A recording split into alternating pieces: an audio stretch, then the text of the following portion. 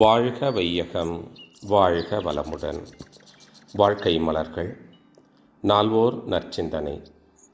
October 15. தலைப்பு: வேண்டியதெல்லாம் கிடைக்கும்.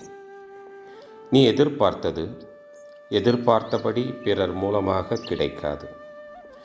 ஒவ்வொரு மாற்றத்திலும் பிணக்குற்று ஏமாற்றத்திற்கு ஆட்பட்டு அதனாலே துன்பமானது பெருகிக்கொண்டே போகிறது.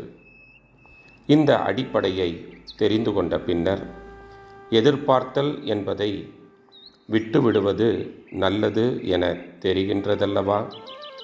கேள்விக்குறி. தொடக்கத்தில் ஒரு வார காலம் யாரிடமிருந்தும் எதையும் எதிர்பார்ப்பதில்லை என்ற முடிவினை எடுத்துக்கொள்ளுங்கள். பின்னர் அதை 1 மாத காலத்திற்கு நீட்டித்து கொள்ளுங்கள். அதற்குரிய விளைவு நிச்சயமாக உண்டு. நீ எதிர்பார்த்தாலும் எதிர்பார்க்காவிட்டாலும் நீ என்ன செயல் செய்கிறாயோ அந்த செயலுக்கு தக்க விளைவு வந்துத்தான் ஆக வேண்டும். நல்லதை எண்ணி நல்லதை விளங்கிக் கொண்டு பயனை உணர்ந்து கொண்டு இப்பொழுது செய்கிறேன். வருவதை ஏற்றுக்கொள்ள சித்தமாக இருக்கிறேன். இந்த அளவு வரும் எனக்கூட எதிர்பாராது நல்லதை செய்யும்போது நிச்சயமாக நன்மை பிறக்கும் என்று செய்.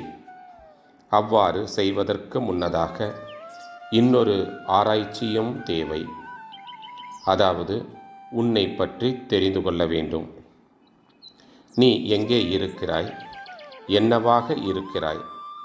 உடல் நலத்திலே, வலுவிலே, வயதிலே, அறிவாற்றலிலே அல்லது விஞ்ஞான வளர்ச்சியிலே, பொருள் உற்பத்தி செய்யும் திறமையிலே, அதிகாரத்திலே, சூழ்நிலையிலே உள்ள ஒரு வாய்ப்பிலே நீ எங்கே இருக்கிறாய்? எப்படி இருக்கிறாய்? இந்த நிலையில் இருந்து கொண்டு உனக்கு, குடும்பத்திற்கு, சுற்றத்தாருக்கு, ஊருக்கு, உலகுக்கு எந்த அளவிலே நான் நன்மை செய்ய வல்லவன், செய்ய முடியும் என்று கணித்துக்கொள். அதை செய்ய எப்பொழுதும் தயாராக இரு. செய்து கொண்டே இரு. வாய்ப்பு கிடைக்கும் போதெல்லாம் அளவு மீறி போகாமல் இந்த வழியிலே ஒரே 1 வாரம் பயிற்சி செய்.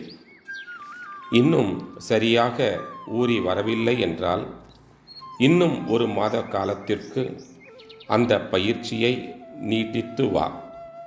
அப்போது பார்க்கலாம். உனக்கு என்ன வேண்டுமோ அவ்வளவும் கிடைக்கும். அதற்கு மேலேயும் கிடைக்கும். அருட்தந்தை. வாழ்க வளமுடன். தொடரும்.